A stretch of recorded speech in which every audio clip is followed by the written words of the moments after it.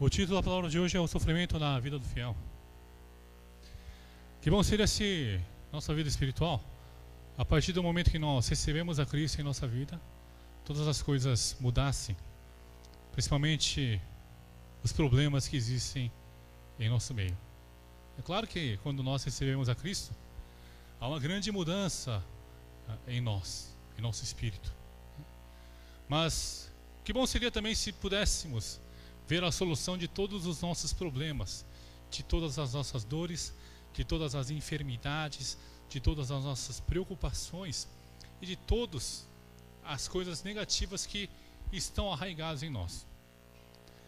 Como seria fácil, né, se fosse ser cristão assim? Como seria bom a nossa vida? Todos estaríamos aqui sorrindo, felizes em estar na igreja, porque Deus nunca nos dá problemas. Deus sempre, né, nós estamos cheios da bonança, não tem problema algum. As pessoas ficam de cara fechada, geralmente, né? O seu rosto, o semblante obscuro, por causa, na verdade, dos problemas que muitas vezes nos alcançam, na verdade. Alguns irmãos ficam, né, hiper preocupados, né, não conseguem dormir por causa dos problemas, os sofrimentos que cercam, porque a conta vai vencer. Como é que eu vou fazer? E como é que meus filhos vão frequentar a escola se eu não consigo pagar a escola? São problemas que estão todos os dias presentes em nossa vida. Se nós tivéssemos a solução de todos esses problemas, seria tão mais fácil evangelizarmos também. Imagina, você fala: ó, irmão, a partir do momento que você crê no Senhor, tudo acaba. Vê a minha vida, né? Como em certas igrejas falam: eu estava abandonado, estava falido, eu vim para essa igreja, fiz tal oferta, olha, agora eu tenho 50 empregados, 30 pontos de venda. Irmãos, será que é isso que Deus quer de nós? É muito fácil ele levar o evangelho assim. Fala: sua vida financeira vai mudar a partir do momento que você crê no Cristo. Irmãos, quem não vai querer crer em Cristo? Você crê em Cristo, essa vida financeira mudou? Alguns sim, mas alguns não. Alguns vão dizer: piorou, pastor, porque agora eu não posso mais sonegar, eu estou pagando tudo certinho. Não é verdade, irmãos? Nós reparamos com situações onde o sofrimento está constantemente presente em nossa vida espiritual. E buscamos: poxa, quero solução desses problemas. Por que Deus colocou em nossa vida essas preocupações, esses sofrimentos? Não seria muito melhor que se todo fosse solucionado de uma vez por todas, quando Cristo morreu na cruz? Não somente os nossos pecados, mas os nossos problemas financeiros, nossas enfermidades, tudo fosse solucionado. Seria tão bom. Mas não é isso que Deus quer de nós, irmãos. O texto da palavra de hoje nos mostra o apóstolo Paulo. Paulo, que vivia tão dedicado à obra do Senhor. A gente observa que Paulo era um homem com objetivos e metas claras na vida. Veja como é importante você ter objetivos e metas claras na tua vida, porque esse homem almejava viver como Cristo viveu, e o alvo dele era sempre Cristo, sempre o Evangelho. E a gente observa que a vida dele realmente seguiu esse caminho, sempre seguindo, levando a palavra de Deus, vivendo essa palavra e anunciando as boas novas às pessoas. Mas para esse homem tão dedicado à obra do Senhor, ele também sofria de problemas. A gente observa no versículo 7 de hoje, diz assim: e para que não me ensoberbecesse com a grandeza das revelações, foi-me posto um espinho na carne, mensageiro de Satanás, para me esbofetear, a fim de que não me exalte.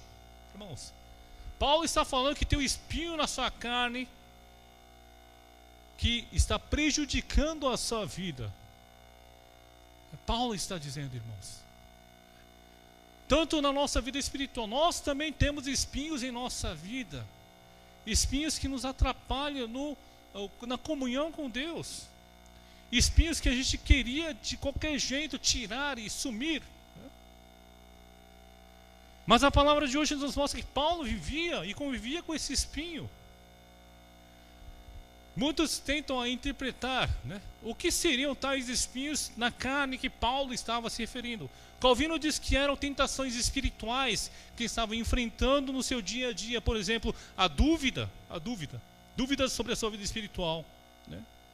Remorso de consciência quando ele era derrotado pelo pecado. Eram essas as tentações espirituais que provavelmente Calvino via que Paulo estava sofrendo, que eram esses espinhos. Mas Lutero disse que eram as oposições, que eram as perseguições que ele sofria. Lutero estava falando, ele era tanto perseguido pelas pessoas, que ele sofria demais. Ele estava falando que eram essas as espinhas que ele tinha em sua vida. E outros teólogos dizem que eram tentações carnais que Paulo estava sofrendo, tentações à carne. A palavra espinhos aqui é eskolopos, né, em grego, que significa aguilhão, né, que significa, foi traduzido como espinho. Mas a tradução mais correta seria uma estaca, irmãos, estaca, né, uma estaca. Ele sentia que aquilo vinha como uma estaca na tua vida. Tremenda era a dor que ele sentia. Então a gente busca nos textos ver, e a gente observa que alguns teólogos diziam que esse espinho que Paulo tinha na vida dele não eram as perseguições, não eram as tentações, não eram as tentações carnais, mas o espinho que ele tinha era uma enfermidade que ele estava sofrendo. Porque Gálatas capítulo 4, versículo 15, está escrito assim, lemos juntos: que é feito, pois, a vossa exultação, pois vos dou testemunho de que, se possível fora, teríeis arrancado os próprios olhos para nos dar.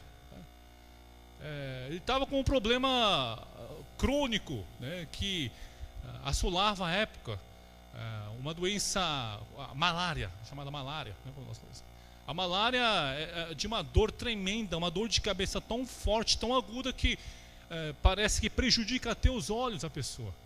Então, muitos teólogos chegam à conclusão de que provavelmente essa espinha na carne que Paulo estava se referindo aqui era essa enfermidade, essa doença que ele sofria, a saúde que ele estava sofrendo. Então imagine, irmãos, independente se esse sofrimento, essa dor, seja carnal ou seja espiritual, a gente pode chegar a uma solução, a uma conclusão muito importante através desse texto. O primeiro ponto que eu gostaria de compartilhar com os irmãos é que o sofrimento não nos deixa ensoberbecer. Veja, Paulo estava falando, e para que não me ensoberbecesse com a grandeza das revelações, foi-me posto um espinho na carne, mensageiro de Satanás, para me esbofetear, a fim de que não me exalte. Imagina um homem como Paulo, como nós conhecemos, um homem muito erudito, um homem conhecedor das Escrituras, um homem que recebeu ensinamentos de grandes homens conhecedores da época. Ele poderia muito bem, né, orgulhar-se daquilo que possuía, ensoberbecer-se. Mas ele diz que esse espinho na carne me alerta a todo momento para que eu não faça isso. Veja como é importante, então, irmãos, o sofrimento que você passa na sua vida espiritual. Muitas vezes ficamos com raiva de Deus. Muitas vezes ficamos querendo dizer: Deus não está presente na minha vida. Onde está Deus nesse momento em que estou sofrendo? Onde está tu, Senhor? Mas a palavra diz que o sofrimento, que a dor que Paulo estava passando, era para que ele não se ensoberbecesse, para que ele não se orgulhasse, para que ele não se achasse ser maior do que ele era, irmãos. Amados irmãos, Paulo poderia muito bem se achar. Era um homem que, quando pregava a palavra de Deus, as pessoas vinham ouvir a sua palavra. Era um homem que fez missões da diáspora em todos os lugares possíveis na época, irmãos. Poxa, ele poderia se orgulhar. Poderia estar dizendo: poxa, eu sou o homem. Eu sou o homem que fez a missão propagar para o mundo todo. Mas a palavra diz que o Senhor Deus colocou esse espinho na sua vida para que não ficasse soberbo. Irmãos, a palavra diz assim: mensageiro do Satanás para me esbofetear, irmãos. O Satanás estava todo ali mostrando, esbofeteando. O esbofetear aqui, a palavra não é bater, né, de socar, dar um soco, é aquela tapa, sabe aquela tapa em que você quer provocar a pessoa? Aquela tapa que você dá aqui com a palma de fora da mão, fala, vai, fala, quero ver, mostra aí. Irmãos, mais do que um soco, quando você toma um soco forte, né, você, apanhei, um tapinha assim, né, provoca, provoca, meu Deus, estou me segurando, deixa eu me segurar aqui. Não é verdade, irmãos? O Satanás estava toda hora ali provocando, você é o cara. Acorda, meu. Irmãos, acorda, é você que está fazendo. Não, irmãos. Ele queria toda hora, o Satanás está presente em nossa vida toda hora, todo instante, tentando nos derrubar. Na sua vida também, as dores, o sofrimento, ele quer utilizar essa dor, esse sofrimento, o diabo usa para tentar te derrubar. Porque é muito fácil, irmãos, muito fácil. Quando a gente está sofrendo, quando a gente está com problema, a primeira coisa que nós fazemos é afastar da igreja, ou afastar da comunhão de Deus. Quantos de nós já não fizemos isso? Quantos de nós já não saímos da igreja porque Deus não está comigo, não sinto a presença de Deus, Deus está de mal comigo? Quantos de nós? Paulo estava sofrendo a todo instante com a tentação desse Satanás esbofeteando a toda hora, mas ele tinha que se segurar, se humilhar, pois ele sabia que quem havia feito todas aquelas coisas era Deus. Quem havia agido no meio para que ele pudesse propagar o evangelho da maneira como ele propagou era Deus. É interessante no mundo dos homens, né, por exemplo, os homens gostam de jogar futebol, não é verdade? Aí vai, conversa bem, antes de jogarem, né? Você joga bem, né? A pessoa pergunta, você gosta de futebol, você joga bem? Aí tem pessoas que falam, joga bem pra caramba, né? Joga bem pra caramba. Aí você vai lá ver o rapaz que joga bem pra caramba, é ruim pra caramba. Já viu? Aquela pessoa que fala que é boa, é ruim pra caramba. E já não teve experiências que a pessoa diz, não joga muito bem não, eu só bato uma bola, mas chega lá, dribla todo mundo. E depois, né, vai com humilhei os caras hoje, né, fica feliz. O ser humano é muito passível a se orgulhar-se daquilo que faz, irmãos. A depravação total do homem, do ser humano, fez com que ele visse nele mesmo a figura de Deus. Eu posso ser como Deus. Então, logo quando eu faço as coisas, poxa, eu que conquistei. O que eu tenho aqui, meu filho, o pão que tem aqui foi o suor do papai. Mas a gente esquece, claro que você suou, mas a gente se esquece que Deus fez isso. Quando nós entramos em nossa vida espiritual, é o momento que nós, a partir daquele momento, reconhecemos que todas as coisas foram feitas por Deus e que todas as coisas cooperam, né, através das mãos de Deus. E por isso não há como a gente querer orgulhar de nós mesmos, irmãos. Nós somos seres miseráveis. Nós não somos capazes de não pecar. A todo instante, a todo momento somos tentados e pecamos a toda hora. Não tem como você ensoberbecer, não tem como você entrar em soberba. Mas a gente vê fatos na Bíblia que relatam situações como estes. A Torre de Babel, por exemplo. O homem queria ser maior do que Deus. E veja a vida do filho primogênito, né, do filho pródigo. O mais velho e o mais novo, né? O mais novo, ele diz, me dá as coisas, pai, que eu vou embora. Ele estava percebendo que, poxa, com a riqueza que eu posso pegar do meu pai, eu posso viver do jeito que eu quero. Eu posso viver a minha vida suficientemente. Muitas vezes somos assim, irmãos. Nós não conseguimos viver sem Deus. Mas quando a soberba sobe a nossa cabeça, é como se nós vivêssemos sem a existência de Deus em nós. Esquecemos, deletamos totalmente a figura de Deus. Ele é um mero coadjuvante da história da minha vida. Eu sou o ator principal, eu que tenho que brilhar. Irmãos, não é isso. O bom coadjuvante não é o coadjuvante que vem brilhar. Tem que deixar o ator principal brilhar, não é verdade, irmãos? Imagina um ator coadjuvante querendo brilhar mais que o ator principal. Tem que cortar. Tem que mandar embora. Não serve. Você é coadjuvante, você não é principal. Mas a soberba em nossa vida espiritual faz com que a gente queira ser o ator principal da história, sendo que o autor de toda a história é Deus. Mas a soberba em nossa vida, o pecado faz com que nós nos achemos maior do que Deus. E por isso que Paulo diz: esse sofrimento está na minha vida para que eu não entre em soberba. Irmãos, o sofrimento que você tem na tua vida é para que você não fique soberbo, para que você se humilhe de todo momento, a todo instante diante do Senhor. Agradeça a Deus pelo sofrimento. Veja sobre um ponto de vista diferente o sofrimento. Não é só um simples problema que está atormentando a tua vida, não é um simples fato que está atrapalhando você, mas sim, o problema na tua vida, o sofrimento na tua vida é para que você enxergue a Deus e veja que Deus é a solução para os teus problemas. Tanto que vemos Paulo no versículo 8 dizendo: por causa disso 3 vezes pedi ao Senhor que afastasse de mim. Veja, Paulo buscou a solução em Deus para resolver o problema da tua vida, o problema do teu espinho. Tamanha era a dor, tamanha insuportável era a dor que ele sentia. Amados irmãos da Igreja Água Viva, a nossa solução está em Deus. Paulo buscou a Deus.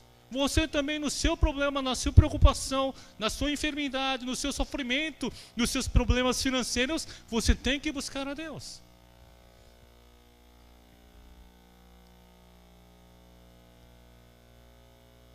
A gente não gosta de sofrer. Ninguém gosta de sofrer. A gente gostaria que tudo fosse uma bonança, mas nem tudo é bonança em nossa vida, irmãos. Por isso, saiba conviver com o sofrimento. Saiba que o sofrimento está moldando a sua vida. O sofrimento molda a minha vida. O sofrimento molda a sua vida, irmãos. Deus está usando a sua vida. Deus é o oleiro. Ele é o oleiro e você é barro. Né? Ele está fazendo com que esse barro seja moldado para que seja um vaso bonito para o Senhor. Então é necessário tirar os excessos para que aquilo possa vir a ser uma obra de Deus. Quando a gente tem essa soberba em nós, é como se nós não quiséssemos tornar aquilo que o oleiro deseja que nos tornemos, mas queremos simplesmente continuar mesmo que na mesma existência que nós temos, continuando a ser pecadores. Amados irmãos da Igreja Água Viva, vemos nesse bairro judeus. Judeus usam o kippah. Não usam aquele negócio redondinho aqui. Não é para moda não, irmãos. Tem gente, que fashion, acho que eu vou usar também. Não, pessoal, não confunda. O kippah, irmãos, serve para mostrar que há um ser maior, um ser supremo acima de você. Tanto por isso que está ali aqui na pontinha da cabeça. Para mostrar. Você não é o supremo, é Deus que é o supremo. Você precisa desse Deus supremo na tua vida. Para nós, a mesma coisa, irmãos. Não é você que vai viver a tua vida, mas é Deus que fará com que a sua vida seja próspera, que a sua vida possa prosperar no Senhor. E por isso, a cada dia, irmãos, mesmo diante do sofrimento, mesmo dos fardos espirituais que você carrega, olhe para Deus e se humilhe diante dele. Senhor, eu não sou nada diante de ti. Eu preciso de você. Eu preciso de ti para poder superar isso. Faça com que eu possa me humilhar. Me humilhe, Senhor, oh Deus, me humilha, porque eu quero depender somente de ti. Então, irmãos, a gente vê no texto que Deus não tirou o mal da vida de Paulo, mas Deus não deixou somente ele sofrer, não, irmãos. Deus achou uma solução para o problema do sofrimento da vida de Paulo. Porque o versículo 9 diz: então ele disse, a minha graça te basta. Veja a resposta de oração que Deus dá para Paulo. Ele buscou por 3 vezes: Senhor, cura, me tira desse espinho, cura as minhas dores. E o Senhor diz, então Ele me disse, a minha graça te basta. A graça de Deus basta para você. É isso que Deus está dizendo para ele. É disso que o Senhor está dizendo, amados irmãos. Quando você está em sofrimento, quando você está em grande dificuldade, Deus está te dizendo para você da mesma maneira, a minha graça te basta. Então o que é a graça de Deus? A graça de Deus, irmãos, está em Efésios capítulo 2, versículo 8. Vamos ler juntos? Efésios capítulo 2, versículo 8. 1, 2, 3 e... Porque pela graça sois salvos, mediante a fé. E isso não vem de vós, é dom de Deus. Amém. O que é graça? Porque mediante a graça sois salvos. A graça é a graça da salvação. Quando Cristo morre na cruz, passando por todo aquele sofrimento do Calvário, entregando a sua vida por nós, e ressuscita ao terceiro dia, Ele nos concede a graça divina em nossa vida, amados irmãos. Ele diz que essa graça da morte de Cristo e sua ressurreição é o suficiente para que você possa superar os problemas da sua vida. Amados irmãos, a graça nos é suficiente, a graça nos basta para que possamos então suportar os problemas que nós enfrentamos.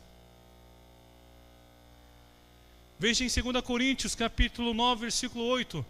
Leamos juntos mais uma vez. Deus pode fazer-vos abundar em toda graça, a fim de que, tendo sempre em tudo ampla suficiência, superabundeis em toda a boa obra. Deus pode vos fazer abundar em toda a graça, diz a palavra de Deus. E é por isso necessário, amados irmãos, que todos os dias nós busquemos ao Espírito Santo, o Espírito Santo de Deus, para que façam que nós sejamos abundantes na graça do Senhor. A graça de Deus, a graça do Senhor é a solução para que nós possamos então suportar os nossos problemas. Por isso que, amados irmãos, Paulo conseguiu permanecer continuamente levando a palavra do Senhor. Ele podia muito bem desistir. Ele podia muito bem dizer, deu até aqui. Mas ele continuou. Mas muitas vezes o que nós fazemos, estou enfermo, então tenho que parar de servir a igreja. Estou passando por dificuldade, então tenho que parar de servir a igreja. Não, irmãos. Busque a graça do Senhor. A graça diz assim, a graça vai nos abundar em graça. A graça de Deus, a morte na cruz do Senhor e a sua ressurreição, que nos levou à salvação, vai nos abundar em nossa vida, fazendo com que nós, a cada momento, a cada instante, lembremos essa graça e vivamos suportando as dores e os sofrimentos em nossa vida espiritual. E por isso, você tem que ficar feliz, porque a graça te alcançou, porque a graça alcançou a sua vida. Isso significa o quê? Que você está agora com uma super armadura, a armadura da graça, para poder superar a dor e o sofrimento. Tem um time de futebol lá da Marginal, que eles têm um grito assim, né? Eles dizem, maloqueiro sofredor. E graças a Deus, eles dizem, né? Eu sou maloqueiro, eu sou sofredor e graças a Deus. Nossa. Eu acho que tirando o maloqueiro, né? Tirando o maloqueiro é legal. Sofredor, graças a Deus. A gente não é maloqueiro não, irmãos, tá? Sim, a gente é louco pelo Evangelho de Cristo, sim. Porque a cruz de Cristo é loucura para aqueles que não creem, né? Somos loucos pelo Evangelho, mas não somos maloqueiros, tá? Loucos, né? Nós somos loucos, né? Sofredores, sofremos, graças a Deus, né? Eu fico pensando, se esse time cantasse assim, ia ficar tão feliz, né? Poxa, merece ganhar, mas não merece, porque eles cantam de forma diferente, né? Graças a Deus, graças a Deus. Todas as coisas que acontecem em nossa vida, o sofrimento, a dor, é graça de Deus, para que a gente possa ser suprida. Imagina, irmãos, quanto maior o sofrimento, maior o suprir da graça na tua vida, irmãos. Está imaginando? Não é quanto maior a graça em nossa vida, melhor. Então você tem que dizer: Senhor, me dá mais sofrimento, eu quero sofrimento maior ainda, bota peso aí, Senhor. Está leve demais.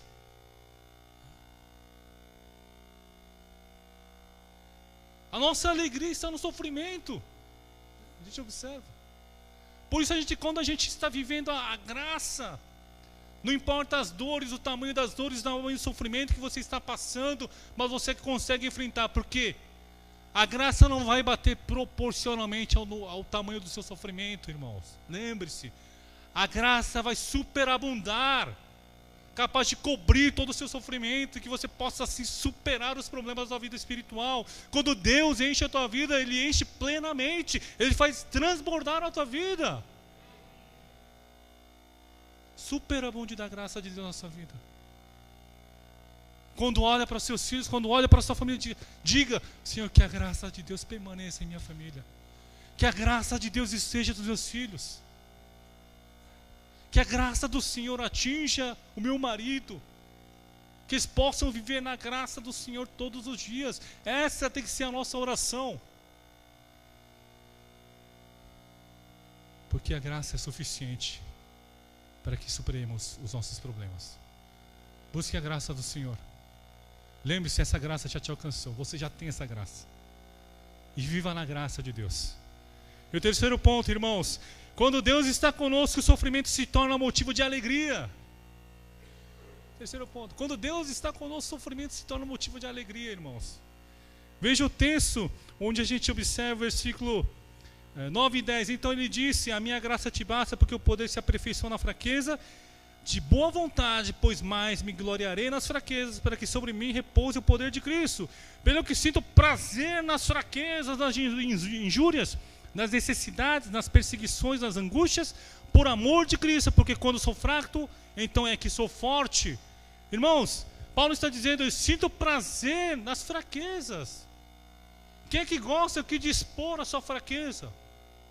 Ninguém gosta de expor a fraqueza, porque ao expor a minha fraqueza, ele vai usar como arma contra a minha vida. A gente tem esse pensamento. O mundo nos ensinou assim. O mundo ensina: o filho, você não pode chorar, você é homem, rapaz, para de chorar. Não é? Não é assim que a gente ensina. O mundo nos ensina assim: você não pode mostrar que você é fraco, você tem que se mostrar forte. E quando você se mostra forte, aí os caras vão te respeitar. Não é assim, irmãos. Mas a Bíblia diz: porque quando sou fraco, então é que sou forte. Por isso, a alegria de Paulo na sua fraqueza. Porque quanto mais fraco ele era, ele se sentia mais envolvido pelo poder de Deus. Então ele pode se alegrar, irmãos. Não importa o tamanho do sofrimento, não importa o tamanho da sua tristeza, não importa o tamanho da sua dor, ele consegue se alegrar, irmãos. Alegrar-se em todo momento. E por isso, amados irmãos, que todos estão aqui nessa manhã, você tem que se alegrar. Veja, a Bíblia diz em 1 Tessalonicenses 5, 16, 17 e 18. Vamos ler juntos. Diz assim: regozijai-vos sempre, orai sem cessar, em tudo dai graças, porque essa é a vontade de Deus em Cristo Jesus para convosco. Amém. Deus quer que você regozije sempre, alegre-se sempre. A gente diz: é impossível, como é que vai se alegrar sempre? Tantos problemas na minha vida, tantas contas a pagar, tantos problemas de relacionamento que eu tenho com meu marido, com minha esposa, com membros da igreja, quais os problemas que estão me atingindo, mas como é que eu vou me alegrar nisso? Deus diz, a palavra diz: você pode se alegrar. Por quê? Porque a graça vai superabundar na tua vida, irmão. Porque a graça vai fazer com que você consiga superar esses problemas. E é por isso que eu me alegro. Teu sofrimento está bom, não tem problema. Me alegro no Senhor. Eu tenho problemas? Não tem problema, veja, calma. O Senhor que vai fazer, calma. É assim, irmãos. Você tem que se alegrar no Senhor cada dia, irmãos. A alegria na tua vida, irmão, tem que ser transbordante, porque Deus está contigo, suprindo de toda a necessidade, suprindo de toda a força para que você possa suportar os problemas que estão ao seu redor. Veja Filipenses capítulo 4, versículo 4, diz assim, vamos ler juntos: alegrai-vos sempre no Senhor. Outra vez digo, alegrai-vos. Paulo está falando, alegrai-vos, irmãos. Alegrai-vos. Quando é que você se alegra? Pense nesse momento, quando é que eu me alegro, geralmente? Quando é que você fica feliz? Quando ouve uma piada? Você fica feliz quando entra o salário na sua conta? Poxa, que alegria miserável, irmãos. No final do mês a alegria já acabou. Ou até antes. Está vendo a nossa alegria como é, irmãos? Tem pessoas que a alegria já acaba no mesmo dia. É uma alegria instantânea. Alegrou-se, acabou a alegria. Ai, agora tristeza. Ai, agora sou escravo desse serviço. Tenho que trabalhar aqui. Não, irmãos, a nossa alegria é uma alegria eterna. Sabe por que você não consegue se alegrar? Porque você ainda está buscando as coisas deste mundo. A sua alegria está voltada para as coisas do mundo. Mas quando a gente observa Paulo, a gente vê que a sua alegria estava voltada no Senhor. A alegria voltada em Deus. E é por isso que eu posso me alegrar todos os dias, irmãos. É por isso que eu posso me alegrar a todo instante. Mesmo que minhas filhas não me obedeçam, eu posso me alegrar. Mesmo que o teu filho esteja se desviando, você pode se alegrar, porque você sabe que você está orando, você está buscando a Deus, e que uma hora esse filho voltará. Essa semana eu estava tendo discipulado, falei com o pai sobre a vida de Agostinho de Hipona. A sua mãe Mônica orava todos os dias pelo seu filho, Agostinho de Hipona, irmãos. Esse homem, Agostinho, conhecido pela Igreja Católica como Santo Agostinho, um homem grande, um homem sábio, um homem foi grandiosamente usado por Deus. A mãe Mônica ficava desesperada quando via o filho dela, porque esse filho estava perdido. Ele era escórdia. Esse rapaz aqui estava acabado. Tem hora que você sente isso também, né? Tem hora que a gente olha membros da igreja e fala, poxa, esse aqui está acabado. Esse aqui não tem jeito não, Senhor. Devolve para o mundo, Senhor. Esse aqui não dá. Não tem jeito. Não é? Aqueles carros velhos que vivem, isso aqui não tem como ser, meu irmão, pode levar. Não tem jeito. A mãe Mônica olhava para si, filho assim. Mas ela orava todos os dias pelo seu filho. Orava. Senhor, faça transformar esse meu filho. E nesse momento, depois de um dado momento, o Agostinho de Hipona encontra um homem chamado Ambrósio. Um homem que sabe, que também transforma. Ensina a palavra de Deus ao Agostinho. Onde, assim, a partir daquele instante, ele experimenta de uma grandiosa transformação na sua vida. Mas se a mãe Mônica olhasse para aquela realidade que ela vivia naqueles tempos, diria, é impossível isso acontecer. Mas quando tudo aconteceu, ela viu, é obra de Deus. Aos nossos olhos, a gente olha para as pessoas e diz, impossível, isso aí não vai mudar não. Até na igreja, né, irmãos? Você olha, né, aqueles irmãos que são mais, como diria, fariseus. Olha, eita pastor, mas você não tem jeito não, pastor. Nem precisa fazer discipulado, ó. Já corta, já dá uma eliminada, faz o BBB ali, ó. Chama pro paredão e leva embora. Não, irmãos. Isso é o nosso pensamento, irmãos. Porque a gente só consegue ver o agora, o presente momento. Você não consegue enxergar o futuro, daquilo que Deus fará operando na vida dele. E por isso, nós, irmãos, amados da Igreja de Água Viva, mesmo que você olhe, irmãos, que você diz, esse aí não tem jeito, você tem que se alegrar. Porque uma hora Deus vai agir na vida desse seu servo. E ele pode ser transformado de tamanha maneira de ser usado pelo Senhor.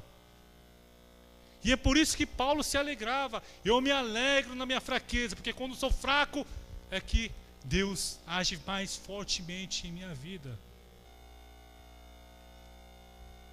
Amados irmãos, Deus é forte. Deus deseja entrar na tua vida. Deus deseja agir na tua vida. Para que isso aconteça, temos que tirar tudo que há de força em nós. Quanto menor a nossa força, maior a força de Deus. Gostaria de concluir a mensagem de hoje. Terminar a mensagem de hoje dizendo para os irmãos da Igreja Água Viva: o sofrimento, irmãos, é motivo para nós, mais uma vez, olharmos para o Senhor. O sofrimento que você tem na sua vida é motivo para mais uma vez olhar e ver: Deus, o que você quer mostrar para mim nesse momento? Porque eu sou criatura, eu não compreendo o que o Senhor quer mostrar. Faça com que eu possa ver, Senhor, que eu possa ver e compreender o teu coração. Irmãos, Paulo sabia, pela palavra, que ele estava recebendo a graça de Deus.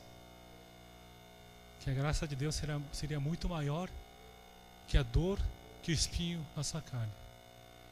E assim ele novamente se levanta e diz: agora eu vou continuar a minha jornada pelo Evangelho, para a boa nova, para levar a tua palavra. Porque nós chamamos, irmãos, o Evangelho de boas novas. Porque nós chamamos o Evangelho de boas novas? Como a gente chama Evangelho de boas novas, sendo que um homem morreu ali, irmãos? O homem foi açoitado, humilhado, crucificado, e a gente diz: eu vou te dar as boas novas com um sorriso. A gente chama por quê? Porque através dessas boas novas é que Deus operou a sua graça em nós. E por isso que nós nos alegramos ao continuar vivendo na graça do Senhor. Porque essa graça, irmãos, nos move o coração. Porque essa é a graça que nos segura, irmãos, no meio de conflitos, no meio de problemas, no meio de tantas coisas que nos afligem. E quando vemos que essa graça superabunda em nós, nos alegramos. Senhor, como eu estou feliz, eu estou conseguindo superar esse problema. O Senhor está me dando forças, eu estou conseguindo passar por elas. Pois que o salmista diz: ainda que eu ande pelo vale da sombra da morte, eu não temerei, porque eu sei que a graça de Deus está ali. Amados irmãos, que a graça de Deus superabunde na sua vida. Alegre-se no Senhor, alegre-se em nosso Deus, regozijai-vos sempre. Que seja assim a vida de cada um durante mais uma semana. Oremos.